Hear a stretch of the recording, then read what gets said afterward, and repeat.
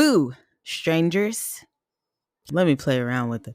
Boo. Strangers. That works too.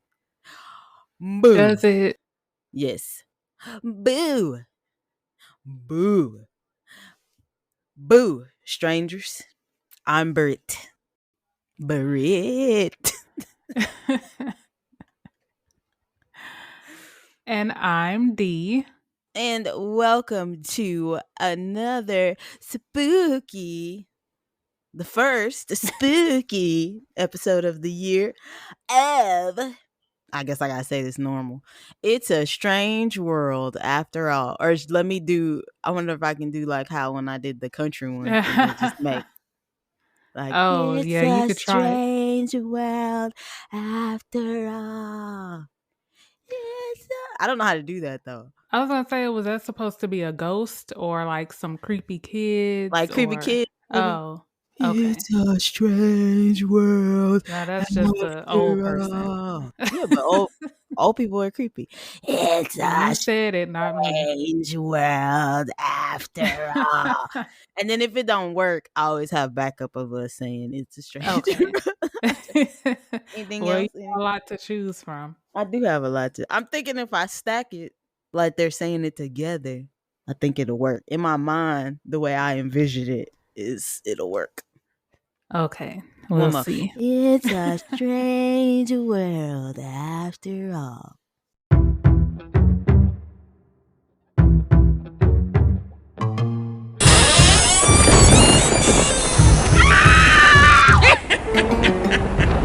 It's a strange world after all. Yeah, I don't know what that was. The podcast where we discuss true crime cases, the supernatural, urban legends, conspiracy theories, and all the things that keep the world strange. If you haven't noticed, it is officially spooky season. Finally. Finally. You gotta find a Halloween version of that. I don't know what that would be though. Just like a bunch of different Halloween sounds. Yeah. Like the Like a breaking lot glass. of different. Yeah, and then screaming. Yeah, door creak. Yeah. Yeah. Our favorite time of year. So all month long, we will dedicate all of our episodes to All Hallows Eve. The last episode of the month will be our Halloween variety show, jam-packed with strange content. We also have 2 bonus episodes launching this month, so prepare to be sick of us. Prepare to be sick of us. Oh man, I'm ready. I'm ready to. Yeah, I just wish I could decorate. I was just about to say, you might can go to the store. I don't know. I just didn't have. I'm without a car right now, so that's why I just have this.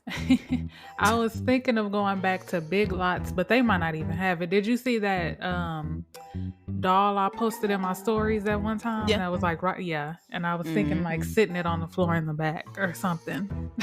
Yeah. But it was only like 3 of them left though, so I don't know if they would still have it. And it was pretty cool, so I don't know. But you could always go. They probably have, I don't know, a skeleton. I was just gonna put something up, but then I got my autumn. Yeah. But we here. We festive regardless. Before we start, because this time is so important to us, or we really enjoy this time. And I was just thinking, because like when I was a kid, I was just like, when I grow up, I'm gonna start like celebrating Halloween. Like I'm gonna do it big, do it up. So I was like, if there was anywhere I could go in the world to celebrate Halloween, like where would I go? So I just wanted to know, if there's anywhere in the world where you could celebrate Halloween with no monetary restrictions or anything like that.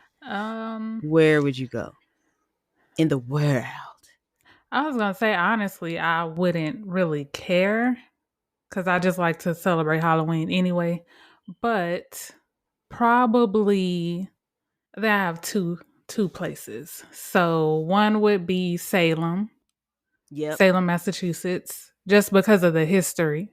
And then um Savannah, Georgia, because Savannah. yeah, because of its history as well, cuz Savannah is supposed to be like one of the most haunted places in the world.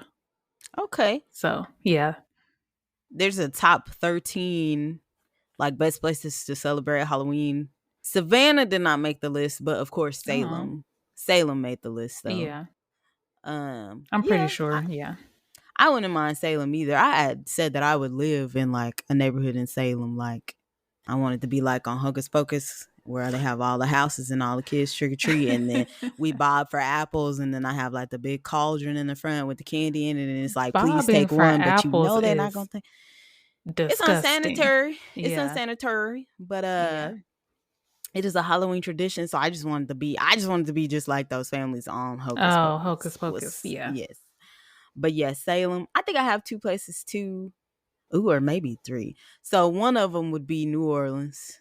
Of Oh, course, it is yeah. also considered another one of the most haunted cities in America, full of spooky locations, deep connections to the occult. You got voodoo. So I think that would be really fun to I can't celebrate believe on I like, missed that.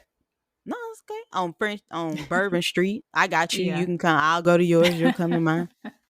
And then I couldn't decide between Mexico for Dia de los Muertos, because I think that would be really cool to celebrate it Yeah. in Mexico, or Italy for the All Saints Day, or like so it's like All Souls Day, and then they have All Saints Day. So I think it Okay. would be Yeah, pretty cool, that's and everybody dresses up and stuff.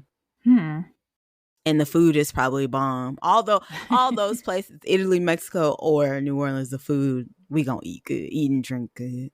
Oh, yeah. Salem, I don't know. But yeah. They probably drank.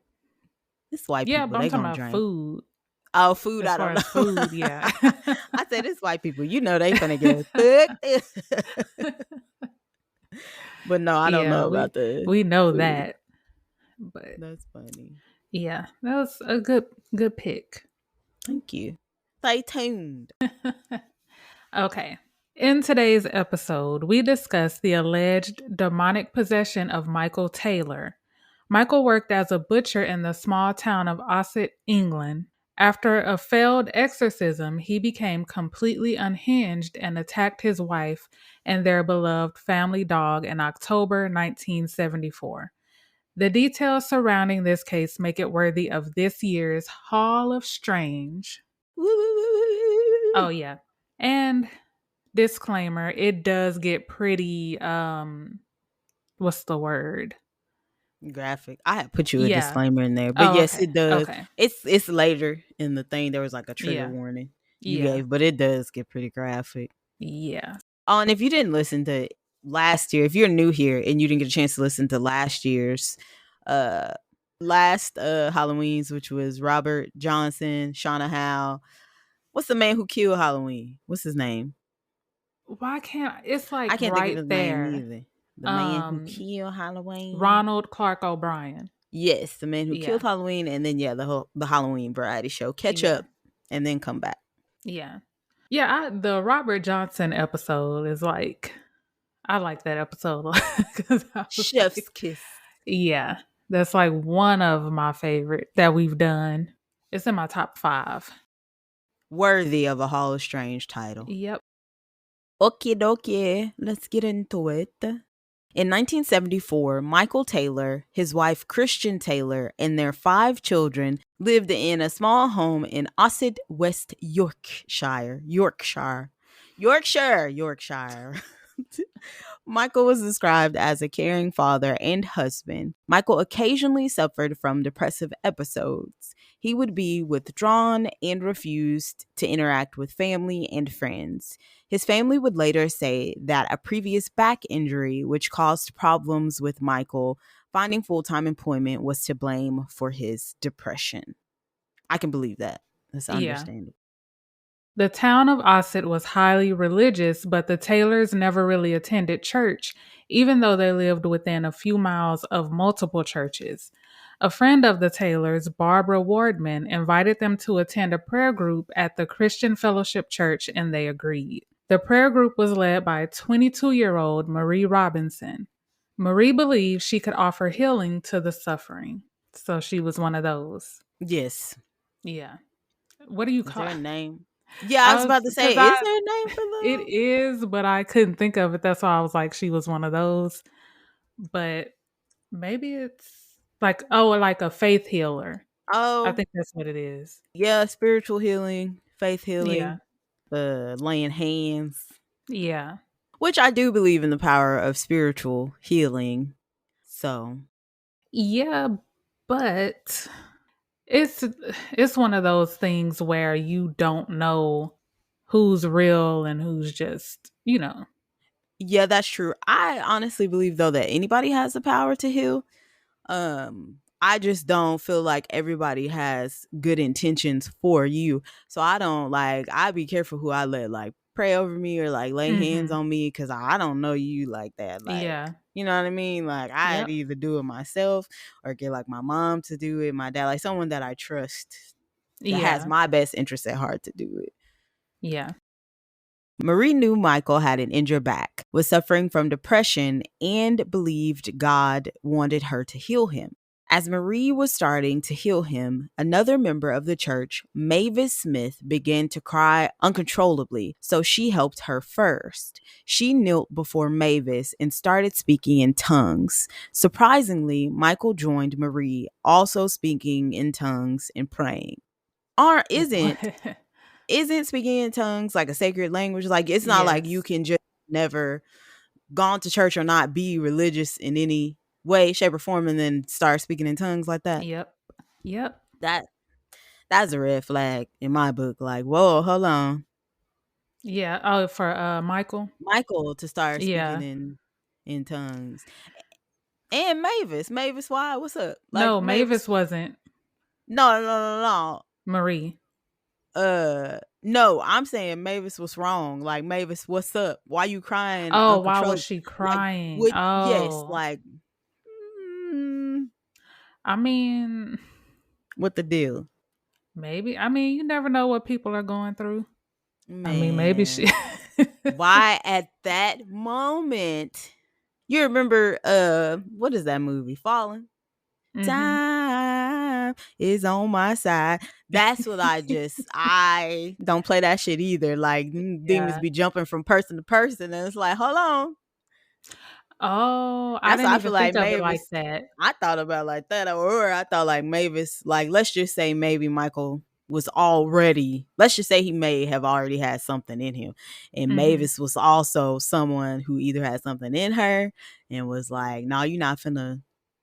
Like, no, you're not going to heal him, or was it just like, no, something feels wrong? Like, it just And is a then weird coincidence. what I thought was, so maybe she was going through something and she felt she needed healing more than Michael. So she started doing whatever to get Marie's attention. Maybe, Something like that. I don't know. maybe. I don't know either. It was But just a yeah, weird. Michael, what are you doing? Yeah, that too. Yeah, like, I mean, that's cool that you were speaking in tongues and stuff, but holla, Shadi. Yeah. What's your yeah? What's the Yeah. background? Yeah, I don't know. Over the next few weeks, Michael became infatuated with Marie. She began offering private meetings to Michael. They would sit across from each other and make the sign of the cross over and over, sometimes for 8+ hours. So, and this would be like at night. So, this would be at night into the morning Yeah, while he should be at home with his with his wife and his wife and kids and the 5 children dog. and the Yeah. dog. Yes, Yeah.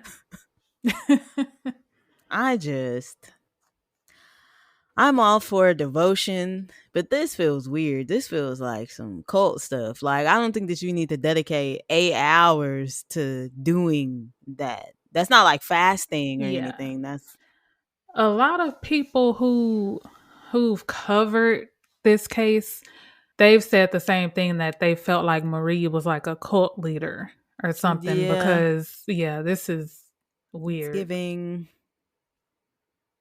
It's giving. I can't even think of a code name. What's the name of the? Jonestown. That's what I was gonna say. It's giving. I was trying to think of the whatever Jonestown. It's giving. Waco. The other members of the prayer group thought Michael had fallen in love with Marie. It got to the point that his wife, Christine, thought that they were having an affair. Christine confronted him about his relationship with Marie in front of the congregation. She told Michael and Marie to go upstairs and resolve their tension. I just was confused. Like, what does that mean? Like, is she saying to resolve whatever is giving off the vibes, or was she giving them permission to have sex? That's where I got confused. I feel like it's a little bit of both. Ain't they in the church? But they in the church, yeah. That's Yeah. weird. I mean, if that's what it was, that was weird. Especially for this to be like the 70s, not like biblical time. Like, you know what I mean? It ain't like in like the 1800s or yeah. when people were sleeping with their sisters. This is like, But I mean, that's another thing that makes it kind of cult-like. yeah. So, when they went upstairs, Michael was under the impression that Marie was attracted to him and was surprised when she wasn't. He went in for a kiss and Marie rejected him. She told him, "Mike, you know all of this is wrong. You know you love Chris," which is his wife. Yeah. Yeah.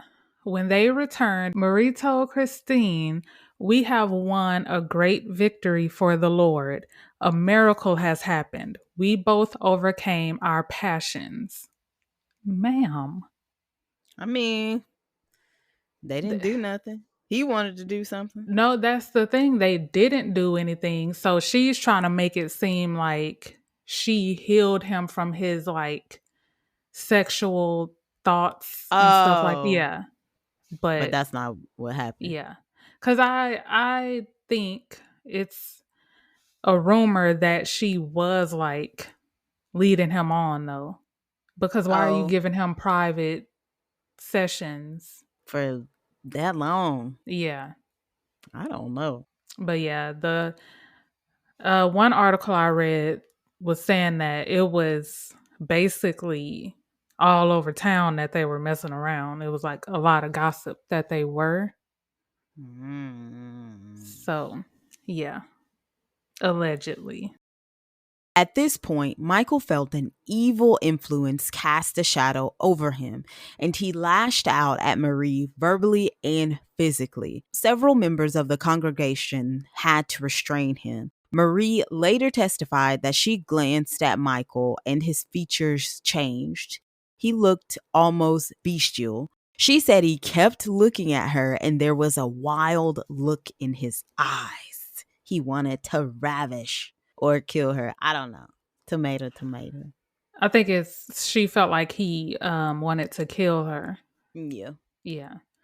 And then too, there's also talk that she made it worse than what it was. But I She was think we're being gonna extra. kind of touch on that in the end. I don't know. She just sketched to me. Yeah. It's very sketch. Yeah. Marie screamed at him out of fear and started speaking in tongues. She stated she was on the verge of death and only the name of Jesus could save her. This is not what I was talking about though, but yeah, she was. Michael claimed that he had no memory of the incident. The next day, Michael received forgiveness from Marie and a church absolution for what he did. However, his mental health was rapidly declining. So they basically, Michael, he said he didn't remember it. Marie, they said she acted like nothing ever happened. Yeah. But again, this made the gossip worse. Gosh, man. I wish you yeah. watched Evil. She's like Leland. If anybody watches Evil, she's like Leland. She's an instigator. Like that she is an instigator. That's who she reminds me of. Like, because I don't think that he's possessed, but like he works with like demons and stuff like that. So I think maybe it's a situation like that. I don't think that she actually is religious. I feel like she put herself in the house of the Lord so that she could like latch on to people who are believers. Oh, Yeah, yeah. and steal their souls. That's where I am right now Okay. with Marie. She hasn't even really did anything wrong, but that's the vibes that I'm getting from Yeah, Marie. that's weird though, because you can, even when I first heard about this, I was like, something is not right with her. Mm-mm. Yeah. Several local ministers noticed his behavior and thought he might be under the influence of demonic forces. The local vicar decided an exorcism needed to be performed on Michael. Two ministers, Father Peter Vincent and Reverend Raymond Smith, were brought in to carry out the exorcism. It was set for October 5th, 1975, and would last throughout the night and well into the morning. My issue with this, because I think I said this in another episode, is how fast they were just like, oh, we need to do an exorcism. Because it's supposed to be a whole process that's like normally takes years. Yeah. So I don't understand how they were able to get permission to do this quick. I know sometimes if it's like bad, like I don't want to say bumped up on a list, but I mean they can move a lot quicker.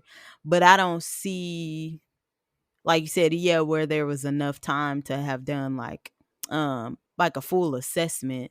Cause I don't know, a Yeah. year seems like a long time. Like you should be able to figure that out within a couple of months, in my opinion.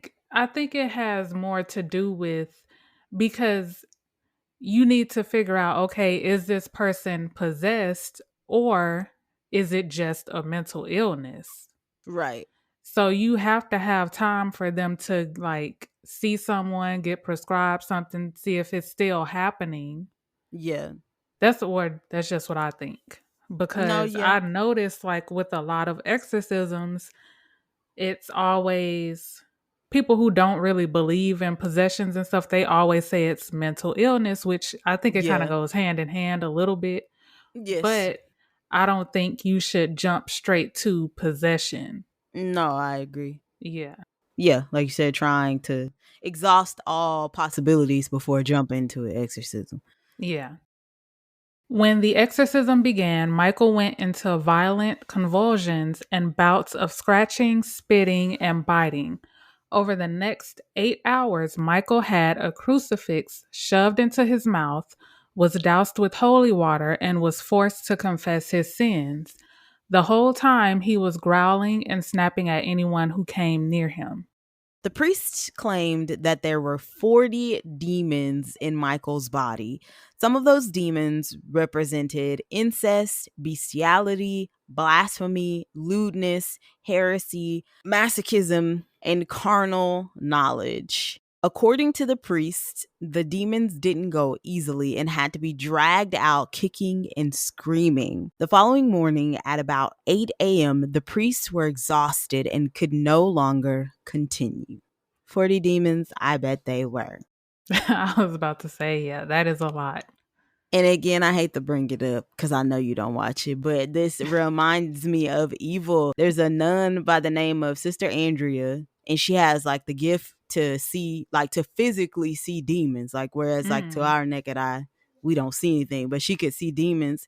And she goes to, I believe it was Kristen's house, and it's like, spoiler alert if you didn't finish the last season, and it's like full of demons, like, and she was beating the mess out of those demons, like fighting those demons. She was like, it was What? intense. She was sweating and stuff. She was exhausted by the end of the night. Like she was like physically fighting demons. That's what it made me think of. Like, dang. Yeah, I need to start watching it. They decided the exorcism would need to be finished at a later time. They made the decision even though they claimed the demons of insanity, anger, and murder were still inside of Michael. 2 hours after Michael was sent home from the church, he brutally attacked and murdered his wife, Christine. Trigger warning: the following details of Christine's murder are graphic. Michael strangled her, gouged out her eyes, tore out her tongue, and ripped the skin off her face. Michael did this with his bare hands. After he murdered Christine, he grabbed the family dog and slaughtered it, tearing it limb from limb. Michael then left the home naked, covered in blood, wandering the streets, yelling, "It's the blood of Satan." An officer passing in his patrol car found him, and shortly after, officers found the mutilated bodies of Christine and the dog. The house was covered in blood from walls to the ceiling. Yeah, I don't even see how that's possible. You saying, yeah, for him to do that with his bare hands? Yeah. I don't know. Yeah, because they were saying, so when they first saw it, they thought, like, what did he use? And then they couldn't find a murder weapon. Yeah. And then when they did the autopsy, the coroner was like, no, nothing was cut. All of, like, her tongue was ripped out. Nothing Yeah. was cut. Like, he did this with his bare hands. That's insane. I don't know. That is. You had to have been really out of there. I Yeah. don't know. Like And how. then, yeah, thank God the kids were, because they were planning like a family vacation. So I think they were supposed to leave like the next day. So the Mhm. kids were at their grandparents' house. So they, thank Okay. God they was, they weren't there. But I was thinking that that too. is, yeah, intense. He never gave a motive for killing his wife. All he said was, "Released. I am released. The evil in her has been destroyed." Michael Taylor went to trial in 1975. He was found not guilty by reason of insanity. Christine's death was recorded as misadventure or an unfortunate incident, a mishap, rather than murder. At first I wanted to be upset. But then I was like, well, I mean, it was an unfortunate incident. Like, yes, it was murder, but then I don't believe that it was premeditated. I don't believe that he's this like criminal mastermind. It was like an I just, unfortunate thing that happened, especially if you're saying he was insane. yeah, but to me, he still murdered her though. Yeah, he Like, did. misadventure, that is more described as like an accident kind of. So I don't think they should have ruled it as that. A What mishap, same thing. Maybe unfortunate incident because of his mental state, but That's what I was thinking of. he still murdered her though. It's still a murder. Yeah. Cause yeah, that's what I was thinking of. That's why I added that. Because I was like, okay, yeah, misadventure is like oops, like a oops, like Yeah. it kind of like belittles what happened. I don't Yeah. know. I don't know, but then like you could tell he wasn't in his right mind. But I get what you're saying. It was still Mhm. murder. Yeah.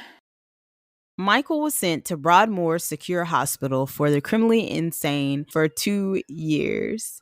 This was followed by another 2 years at Bradford Royal Infirmary before being released. Since his release, Michael has attempted suicide 4 times.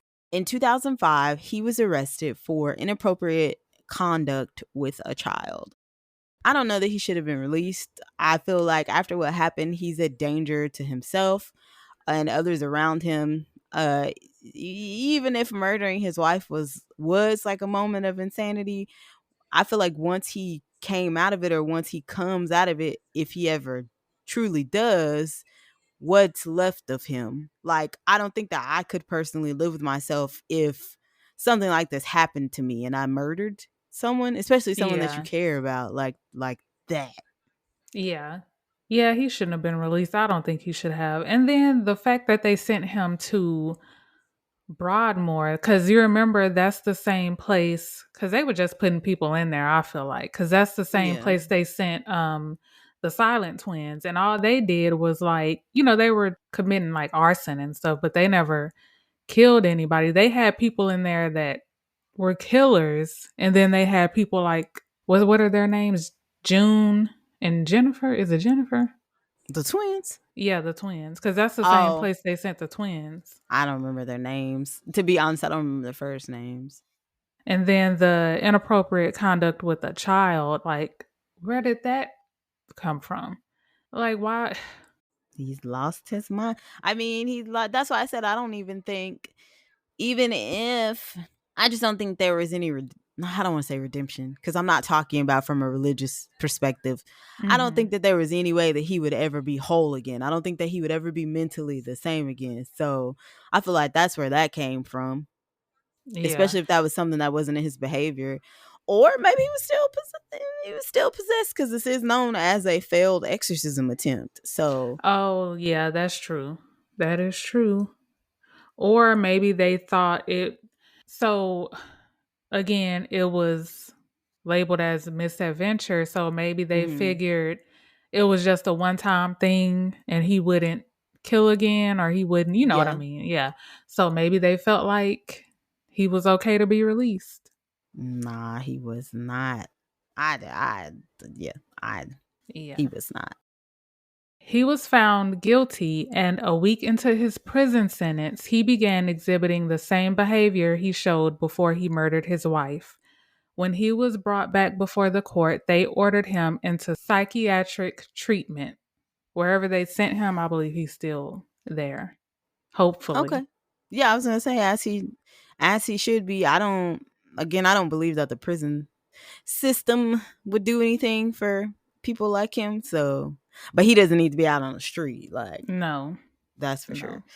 no. Um, so was Michael really possessed? Many blame Marie Robinson for starting this whole thing. She embarrassed him in front of the entire congregation and allegedly put the bug in people's ear that he was possessed. This could have led to Michael himself believing he was possessed, as he was already struggling with his mental health. So, final thoughts on that? So, again, going back to Marie, I don't know, because like this is coming from people that were attending the church, people who were in her prayer group, and they're feeling like what she so not that he was fine, but I feel like he maybe had it under control, and when she embarrassed him, it's kind of like he just snapped almost. And again, well, it could be his mental health, but why are you worried about this woman and you have a whole wife? Exactly. So, I mean, she was right to turn him down, but that's only if there wasn't something already going on because people thought that they were messing around. Yeah. I don't know. But I just feel like she was just being dramatic because Oh, when they came back down. even her testimony, she was like, "Oh my god, I thought I was gonna die," but people were like, like, yeah, he did get angry and was yelling or whatever, but I don't think it was to that extent. And I think she just blew it out of proportion, allegedly. Yeah. And then people also, I didn't put this in there, but a lot of them blamed the priest too, because they were like, okay, if you knew that those specific demons were still in him, why would y'all send him home? Exactly. Yeah. Like keep him overnight if you were gonna resume Yeah. the exorcism. I agree. Yeah. Or was it all just due to his mental health? It could be, but then yeah, the theory, which this is just a theory, that technically it could be some sort of like a demon. Like Mm-hmm. that could be what was the example that I used? I can't remember who I was talking to, but I was like, think about how weird it would be to see like a physical demon like walking on the street, that I don't think that anyone would be willing to follow them. Like they wouldn't be willing to let them come into their lives. So Mm-hmm. it's a theory to think, okay, that demons today would be in the form of depression, alcoholism, anxiety, social media, fear Mm-hmm. mongering in the news. Like those are all or could be demons. So that's why I believe maybe that Marie was like some sort of like, it's gonna sound stupid, but soldier for Satan was the only thing I can think of how to say it, and was like leading him on and planting seeds or planting bugs because she knew what she Mm-hmm. wanted him to do all along. Like, and maybe it was to kill Christina, or like to become unhinged, so to speak, Yeah. like, and just do wrong. Yeah. I And don't know. then this case, I didn't find anything about it, but Ed and Lorraine Warren were known to exaggerate stuff. So Mm-hmm. you remember the last Conjuring, The Devil Made Me Do It, when the guy went on trial, they tried to Mm-hmm. put in the defense, they tried to use this case as Oh yeah. what do you call it? Um oh, my mind is drawing a blank. But they tried to use this case saying that this was the first case to use like a possession as a Yeah. defense. But Yep. the more I looked into it, I couldn't find anything about the defense saying that specifically. All they said was they were just blaming the priests, basically. Right. But they didn't really mention it like that. And it was more so by reason of insanity type, Mm-hmm. not Yeah. not because he really was Yeah. like without a doubt possessed by Yeah. demons. Because they tried to Yeah. make it seem like that was the sole defense. Like, no, he was possessed and this is why he did it. But that's not really. No. Yeah. Just to clear that up. I didn't get that from this either. From Yeah. like reading about it, I didn't get that from that. Yeah. Because I specifically was looking for, okay, what was the defense saying? But Yeah. all I found was them blaming the priests, basically. Oh, okay. Yeah. Yeah, this was another tough one. I just feel like there had to be something, cuz for him to do that, that takes a lot of strength, like almost like superhuman strength to like rip out somebody's tongue, to rip off somebody's skin. Skin. Yeah. Yeah, and then to basically tear the dog apart. I agree. I don't I don't know what it is, but it was something. And like I truly believe that there are things that we don't understand, that we Mhm. cannot see with our naked eye, that there may be people that can see them, but we wouldn't believe them anyway. We're so caught up in Yeah. our first world worldly BS that we wouldn't even believe it if it were true. So I'm thinking this is one of those times where it's like, he may have been clinically insane, but what was the reason for that though? Like what Yeah. was the evil surrounding that? Yeah. Yeah. Good pick, D, for the first Thank you. story of the month. Thank you. That is all, folks. Please follow us on Instagram at It's a Strange World Podcast, Twitter at Pod Strange World, and on Facebook and TikTok at It's a Strange World After All. Also, if you are listening to us on Apple Podcasts or Spotify and like the show, please go ahead and give us a 5-star rating. And if you're feeling extra strange, write a review. Please and thank you. Please and thank you. Yes, we would love to hear from you. What did you think of this week's episode? What do you think that Michael was suffering from? Also, if there's anything in the world of strange or true crime cases that you would like us to cover, let us know. If you have any personal stories involving true crime or the supernatural, we would love to have you on the show and share them with our listeners. Don't forget that we are introducing movie reviews of the horror, thriller, slasher, and true crime genre. So if you have any movies or documentaries and want to hear our uncensored, unsolicited opinions on them, you can email those submissions to It's a Strange World After All at gmail.com or DM us at any other social media platforms D mentioned, even if you just want to say, Oh my God.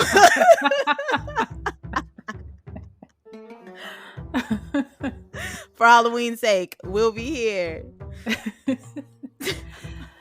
Thank you for tuning into another episode of It's a Strange World After All. And thank you as always for keeping it spookily, creepily strange with us. Thank you. Bye. Bye.